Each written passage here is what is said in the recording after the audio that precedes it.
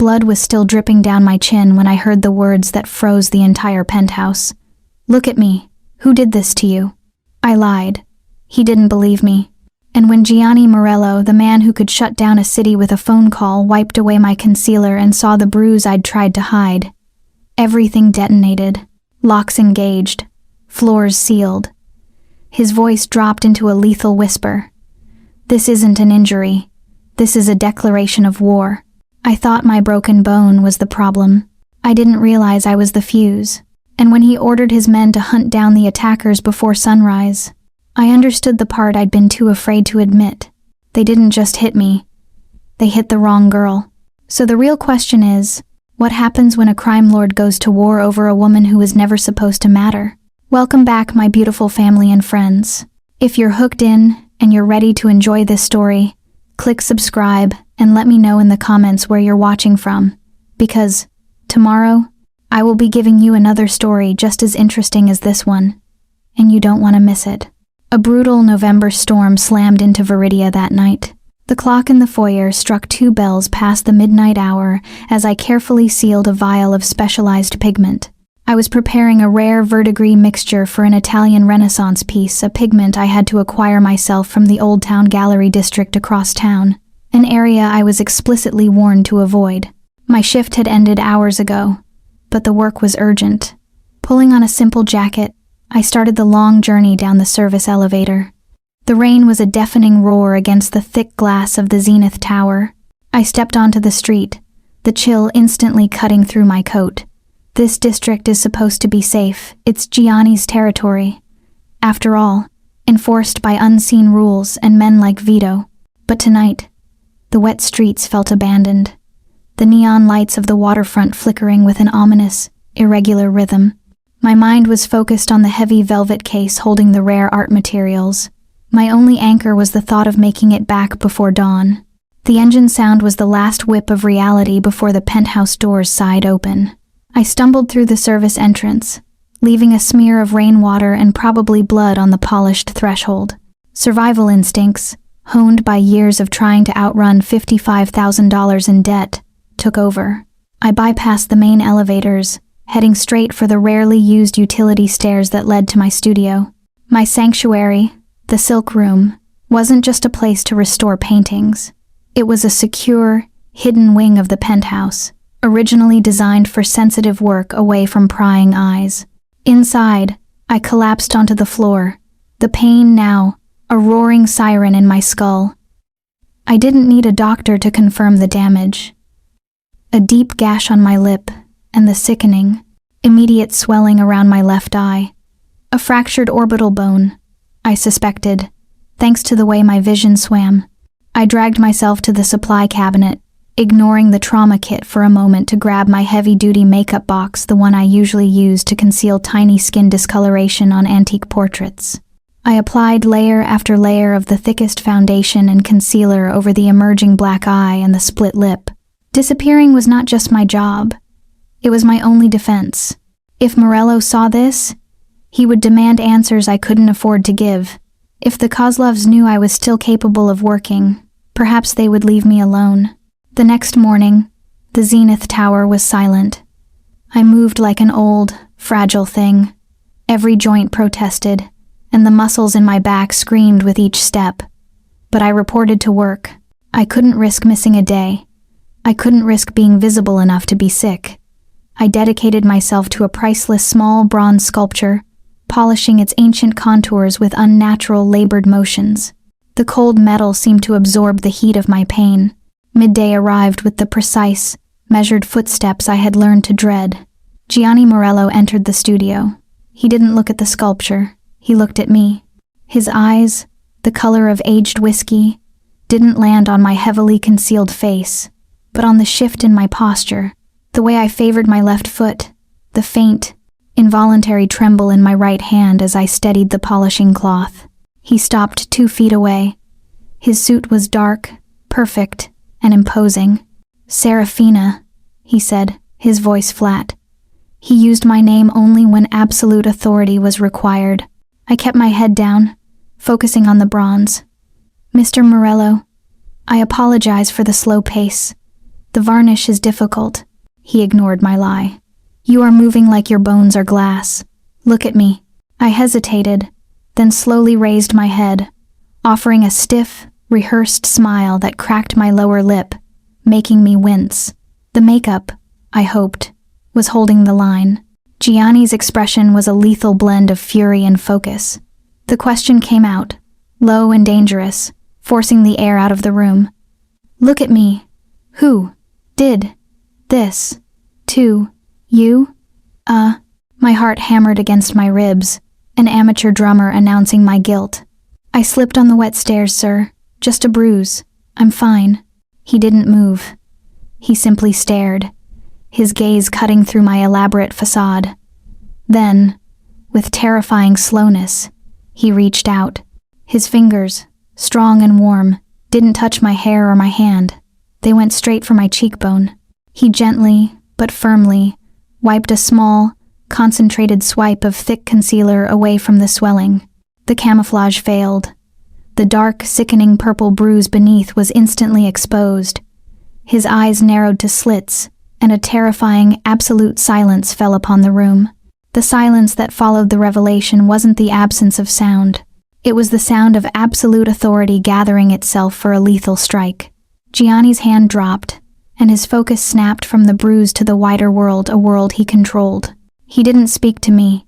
He spoke into the secure communication piece, concealed beneath his cuff. Zenith Tower is locked down. Secure the perimeter. No one in, no one out.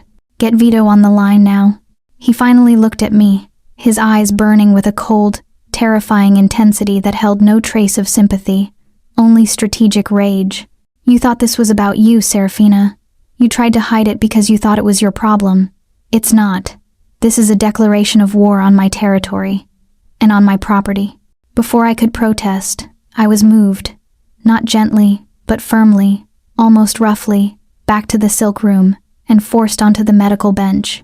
A private, non-registered doctor arrived within the hour, a man whose face was pale and whose hands shook slightly under the pressure of treating the crime lord's newly injured asset.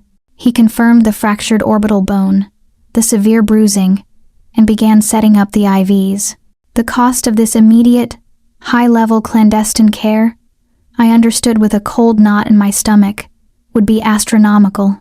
Easily $25,000, all of it covered without a question by Gianni.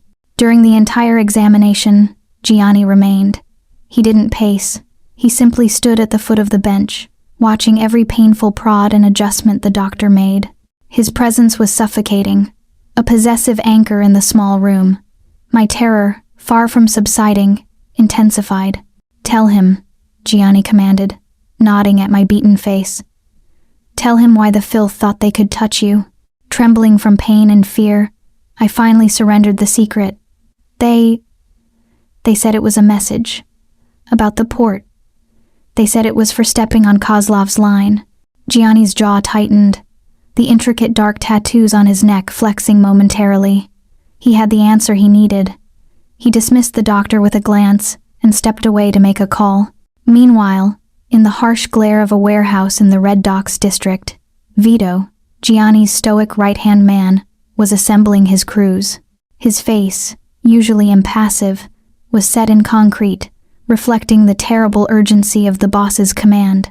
"This is not a search," Vito told the hardened men gathered before him, his voice low and cutting through the din of the storm outside. "This is an annihilation. The sculptor wants every name, every corner, every shadow checked. You find the filth who touched her before the dawn breaks, or you don't break the dawn." The citywide manhunt had begun. Back in the secure quiet of the silk room, the doctor packed his things and vanished as silently as he had arrived. The rain outside continued to lash the penthouse windows. I was alone, vulnerable, bandaged, and aching when Gianni returned. He didn't look at the splints or the bandages. He looked directly into my eyes, his gaze locking onto my soul. He lowered his voice to a dangerous, intimate murmur. "They didn't just hurt you, Serafina. They challenged me, and I accept." The immediate aftermath of Gianni's command wasn't noise, but an unnatural, pervasive tension. The city of Viridia was holding its breath. Down in the Red Docks district, The storm Vito had unleashed was a frenzy of silent, efficient violence. The criminals knew. The whispers carried faster than sirens. Something massive had shifted, and every man who had ever dealt with Kozlov's syndicate or profited from the port's gray economy was running for his life. Gianni Morello had declared his stake, and the consequence was total mobilization. Up here, in the Zenith Tower penthouse, I was confined to my golden cage. My recovery began under the watchful eyes of silent staff who moved with the reverence of museum curators. High-grade pain medication kept the worst of the fractured orbital bone at bay, but the isolation was a torture. The only true constant was the subtle hum of authority from the study next door. Gianni didn't leave his headquarters. He worked, reviewing ledgers and manifests, managing his empire, but every 40 minutes, like clockwork, he would appear in the doorway of the silk room. He never asked about my pain. He only confirmed my existence. His possessive gaze was intense, transforming my bruises from a personal trauma into a territorial marker, a physical sign of disrespect that had to be answered with blood. I was terrified of his proximity, yet acutely aware that the sheer power he radiated was what kept me alive. I managed to retrieve the hidden burner phone, a small, desperate act of defiance, and risked a brief, encrypted call to Anya. Her voice, when she answered, was tight with pure, human panic. "Serafina, what have you done? The city's locked down. People are disappearing. You have to leave. I can help you. We can figure out a plan, but you have to get out of that place." Anya's fear was the voice of genuine love and freedom, but next to the steel certainty of Gianni's protection, her offer felt fragile, dangerous. I hung up before she could push further, the stark choice between independence and lethal security echoing in the silent room. Later that afternoon, the possessive proximity became too much. Gianni entered and sat in the chair beside the medical bench, not touching me, but his power overwhelming the small space. In a moment of painful, aching vulnerability, I revealed the full extent of my vulnerability. "It's not just the port," I whispered, the words tasting like copper.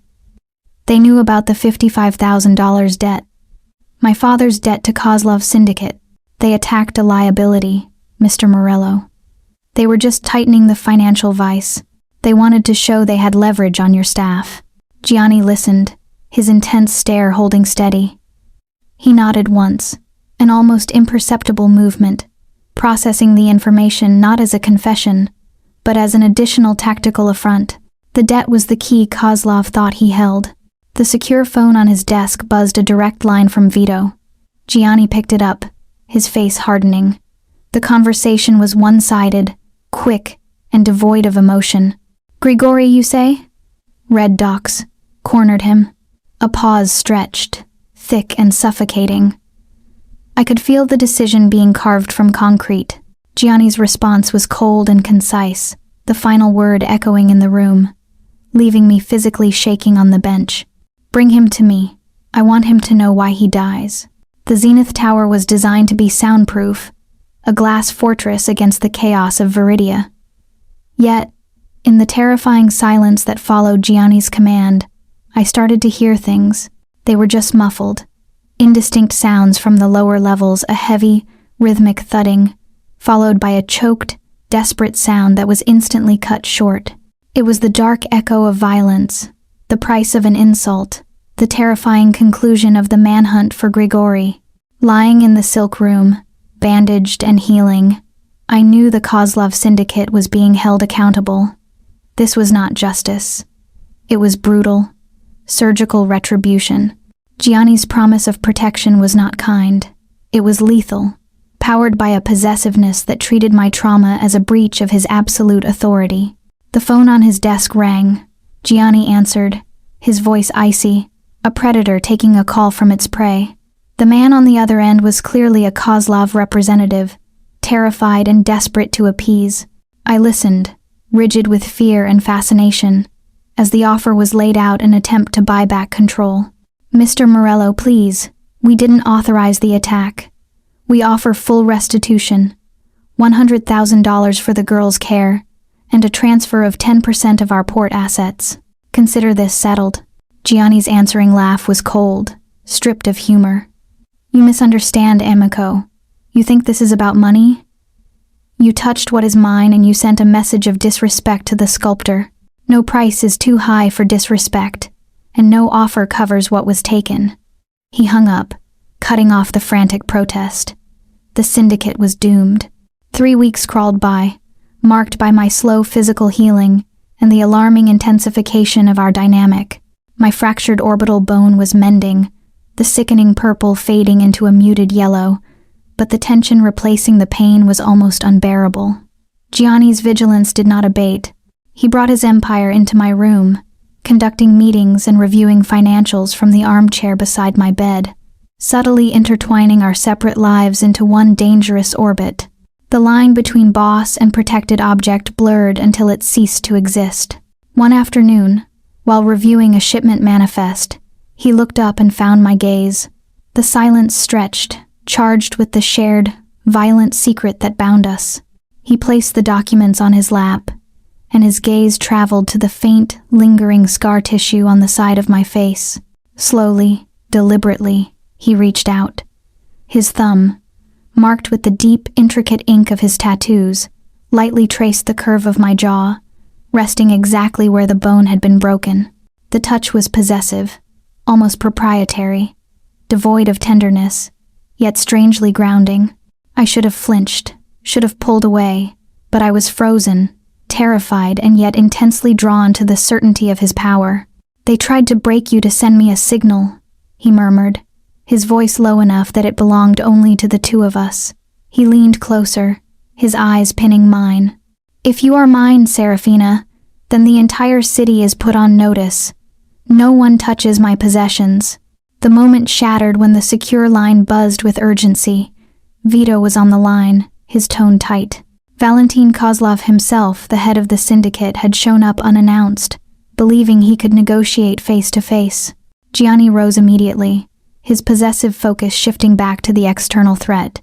He walked over to the easel where I had begun restoring the Renaissance canvas. He placed his hand flat against the paint, warm and heavy. He did not look at me, only at the artwork. Wait for me, he commanded. The Zenith Tower was designed to be soundproof, a glass fortress against the chaos of Viridia. Yet, in the terrifying silence that followed Gianni's command, I started to hear things. They were just muffled, indistinct sounds from the lower levels, a heavy, rhythmic thudding, followed by a choked, desperate sound that was instantly cut short. It was the dark echo of violence, the price of an insult, the terrifying conclusion of the manhunt for Grigori. Lying in the silk room, bandaged and healing, I knew the Kozlov syndicate was being held accountable. This was not justice. It was brutal, surgical retribution. Gianni's promise of protection was not kind. It was lethal, powered by a possessiveness that treated my trauma as a breach of his absolute authority. The phone on his desk rang. Gianni answered, his voice icy, a predator taking a call from its prey. The man on the other end was clearly a Kozlov representative, terrified and desperate to appease. I listened, rigid with fear and fascination, as the offer was laid out an attempt to buy back control. Mr. Morello, please, we didn't authorize the attack. We offer full restitution, $100,000 for the girl's care, and a transfer of 10% of our port assets. Consider this settled. Gianni's answering laugh was cold, stripped of humor. You misunderstand, amico. You think this is about money? You touched what is mine and you sent a message of disrespect to the sculptor. No price is too high for disrespect, and no offer covers what was taken. He hung up, cutting off the frantic protest. The syndicate was doomed. 3 weeks crawled by, marked by my slow physical healing and the alarming intensification of our dynamic. My fractured orbital bone was mending, the sickening purple fading into a muted yellow, but the tension replacing the pain was almost unbearable. Gianni's vigilance did not abate. He brought his empire into my room, conducting meetings and reviewing financials from the armchair beside my bed, subtly intertwining our separate lives into one dangerous orbit. The line between boss and protected object blurred until it ceased to exist. One afternoon, while reviewing a shipment manifest, he looked up and found my gaze. The silence stretched, charged with the shared, violent secret that bound us. He placed the documents on his lap, and his gaze traveled to the faint, lingering scar tissue on the side of my face. Slowly, deliberately, he reached out. His thumb, marked with the deep, intricate ink of his tattoos, lightly traced the curve of my jaw, resting exactly where the bone had been broken. The touch was possessive, almost proprietary, devoid of tenderness, yet strangely grounding. I should have flinched, should have pulled away, but I was frozen, terrified, and yet intensely drawn to the certainty of his power. "They tried to break you to send me a signal," he murmured, his voice low enough that it belonged only to the two of us. He leaned closer, his eyes pinning mine. "If you are mine, Serafina, then the entire city is put on notice. No one touches my possessions." The moment shattered when the secure line buzzed with urgency. Vito was on the line, his tone tight. Valentin Kozlov himself, the head of the syndicate, had shown up unannounced, believing he could negotiate face to face. Gianni rose immediately, his possessive focus shifting back to the external threat. He walked over to the easel where I had begun restoring the Renaissance canvas. He placed his hand flat against the paint, warm and heavy. He did not look at me, only at the artwork. "Wait for me," he commanded. The Zenith Tower felt cavernous and empty after Gianni left. The simple command, "wait for me," was a decree, not a request. I sat on the edge of the medical bench, unable to move, picturing the secure, neutral location where Gianni, the sculptor, was facing Valentin Kozlov, the man whose syndicate held my $55,000 debt like a choke chain. The air in that imagined summit would be frozen, I knew. Kozlov would have seen me as a disposable maid, a cleaner, a convenient, low-stakes target to destabilize a rival's port operation. Gianni, however, saw me as an extension of his own immovable power. The negotiation wouldn't be about business. It would be about the insult, the sheer audacity of laying hands on what belonged to him. Kozlov would be talking price. Gianni would be talking respect. The tension was broken by the arrival of a carefully vetted courier delivering new art supplies. While sifting through the pigments and restoration tools, I found them. A tiny silver skeleton key wrapped in a tissue, and a slim, encrypted burner phone tucked into a box of brushes. It was Anya's desperate, loving attempt at an escape plan. The message, I knew without reading it, was simple. Run. Now, while the city is chaos. I clutched the key and the phone, the physical manifestation of freedom trembling in my bruised hands. Could I take it? Use the chaos of the manhunt to vanish? The thought of life outside was terrifying. 3 low-paying jobs, thin walls, and the constant, crushing anxiety of the $55,000 debt looming. The thought of returning to that financial abyss, that constant state of panic, made the gilded cage of the Zenith Tower suddenly feel safer, steel-reinforced and immensely secure. I looked at my reflection in the polished marble, noting the lingering bruise beneath the powder. I was a target now. If I ran, I would be hunted by Kozlov, and perhaps even by Gianni for defying him. If I stayed, I was protected by a monster whose loyalty was absolute. The thought was chilling, yet undeniable. I was invisible until you made me a target. Now, I feel more seen than I ever have. Hours later, the elevator doors opened, and Gianni returned. His perfect suit was damp from the Viridia rain, but his demeanor radiated lethal success. His eyes were cold, focused, and triumphant. There was no need for words. Kozlov was dealt with, permanently. The city's criminal landscape had been violently rearranged, stabilized under Gianni's total control. He looked at me, no longer seeing a victim, but a catalyst. He didn't mention the violence of his day, nor the debt that had driven me to him. He simply sat beside me on the bench. He reached into his inner jacket pocket and handed me a thick, sealed document. It wasn't a contract for a conservator. It was a formal, legal document detailing the total payoff of the $55,000 debt to the now eliminated syndicate, and a new, comprehensive role. He looked directly at me, his gaze holding all the possessive intensity that had terrified the city. "You will never worry about money again," But you will always stay here, by my side. I didn't accept out of love. I accepted out of calculation. The $55,000 debt was a stone tied around my neck.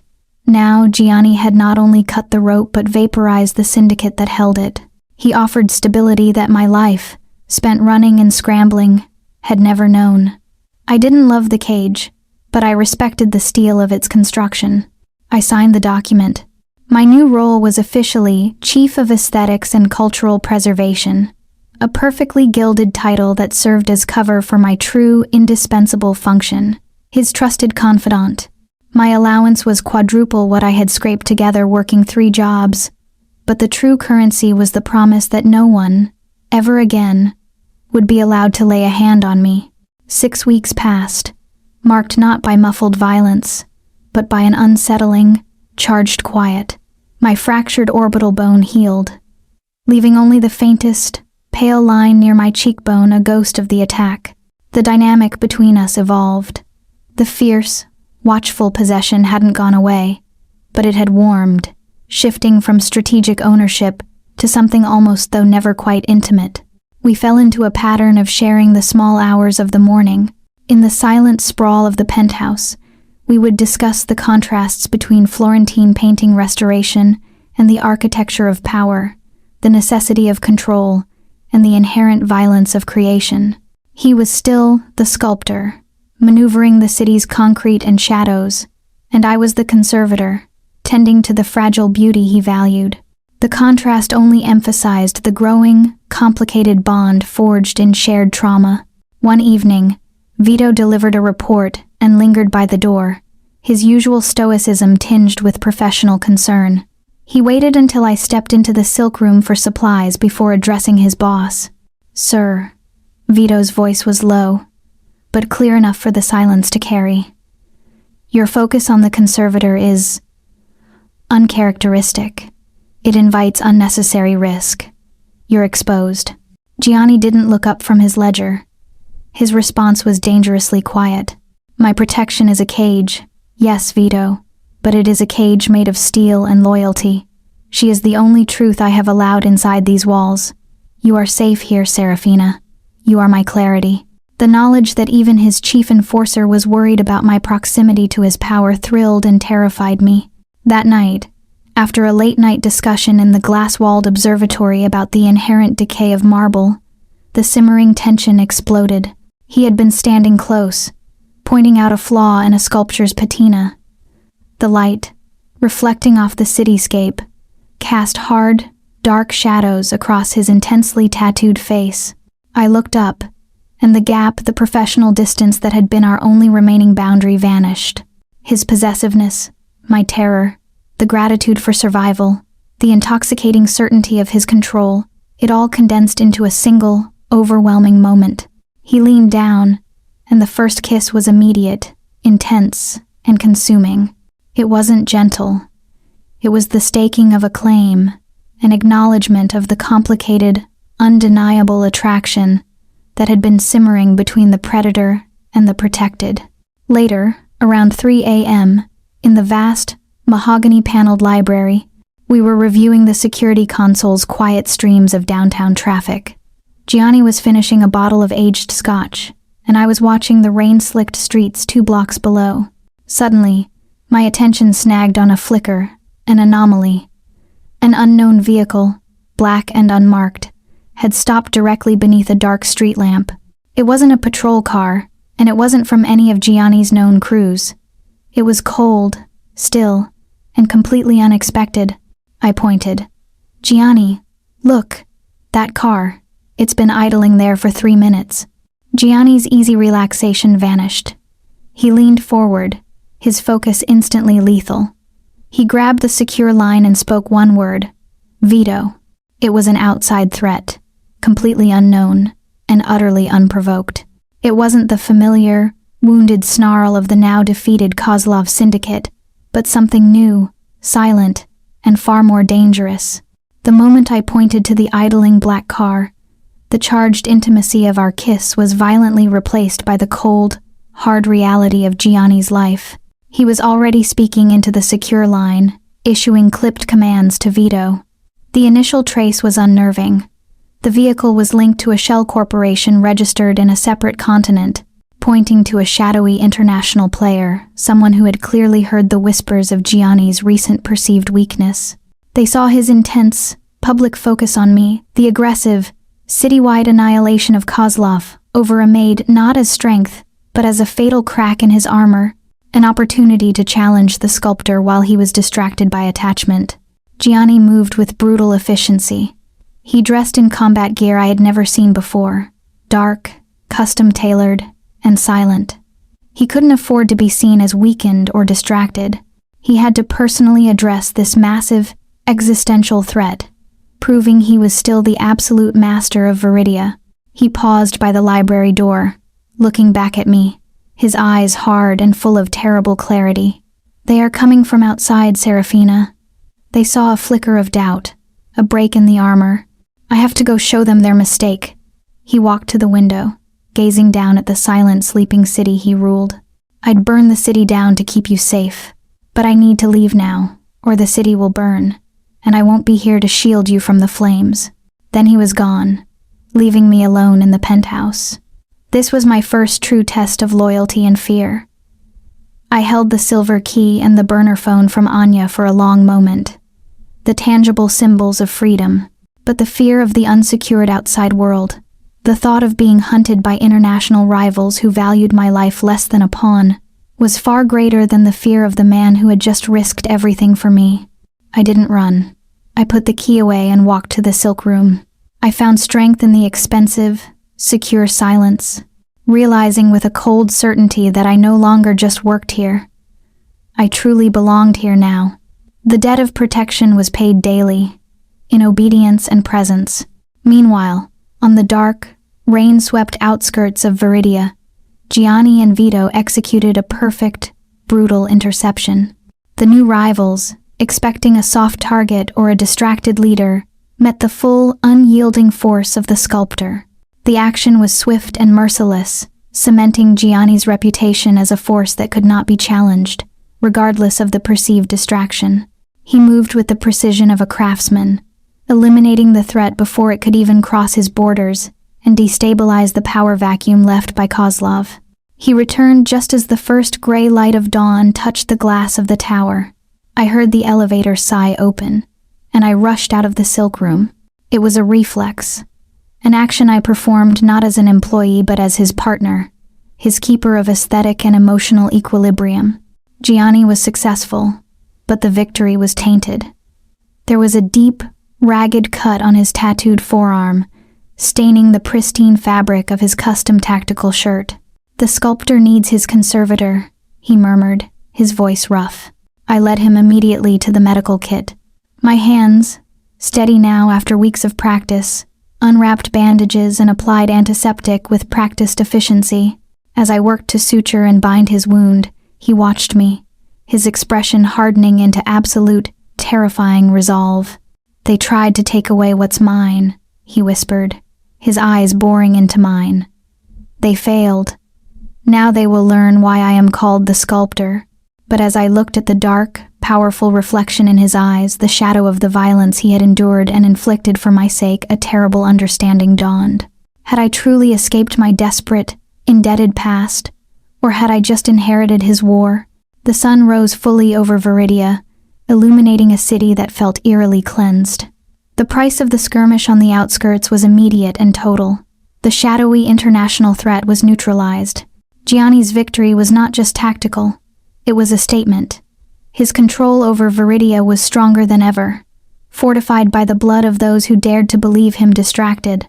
The few remaining rivals, watching from afar, were running for their lives, not just the initial two who broke my bone, but everyone who had ever contemplated challenging the sculptor's territory. My permanent studio was everything the silk room should have been. Vast, light-filled, and equipped with state-of-the-art tools. Today, I wasn't in the practical gray of a conservator's smock. I was standing before a massive, newly acquired canvas, the rich color of a red dress, a stark contrast to the white marble floor, a symbol of my definitive shift from invisible utility to bold visibility. The work I was doing now wasn't just restoration. It was an act of creation, fueled by a terrifying, liberated confidence. I leaned back, assessing the varnish. "I'm not just surviving anymore," I murmured to the silent room. "I'm living." Gianni's entrance was silent, a shadow separating itself from the sun-drenched wall. He stood behind me, his intensity a physical heat against my back, mirroring the possessive vigilance that had marked our relationship. He acknowledged the truth with a low, rough confession. "I took away your fear of poverty, Serafina, only to replace it with the fear of my world. I know the exchange." His hand rose not to threaten, but to trace the now healed curve of my jaw, lingering near the faint scar. "You are here because I demanded it, but you stay because the door is open, and you choose this life.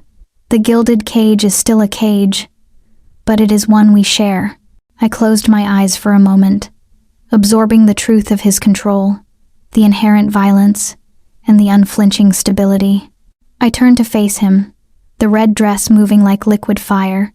I didn't need to speak my acceptance. I leaned into the danger, flaws and promises of power included. My final declaration of agency wasn't a fight against him, but a severance from my past life. I took the cash I would have owed Kozlov the balance of my $55,000 debt and used it to fund an independent art charity in Viridia, dedicated to supplying materials to impoverished artists. The funds were clean, anonymous, and entirely my own doing. It was a tangible, personal marker that the debt was paid, and the cycle was broken. As dusk settled, casting long, bruised shadows over the metropolis, Serafina and Gianni stood side by side on the penthouse balcony, overlooking the rain-slicked city of Viridia. The dark, heavily tattooed man and the strong, now visible woman were a study in dangerous contrasts. A distant siren wailed a stark, mournful reminder of the perpetual war beneath their feet. I didn't flinch. I leaned into him, resting my head against the unyielding steel of his shoulder, fully aware of the perpetual danger, but no longer afraid. I was his, and in his power, I was free. The question lingered, hanging over the silent, subdued city they ruled together. In a world built on blood and debts, how long can their dangerous peace last? Thank you for watching to the end. I believe you enjoyed it. We have a lot of other interesting stories like this lined up for you already, so click the image showing on your screen to watch the next. Don't forget to subscribe.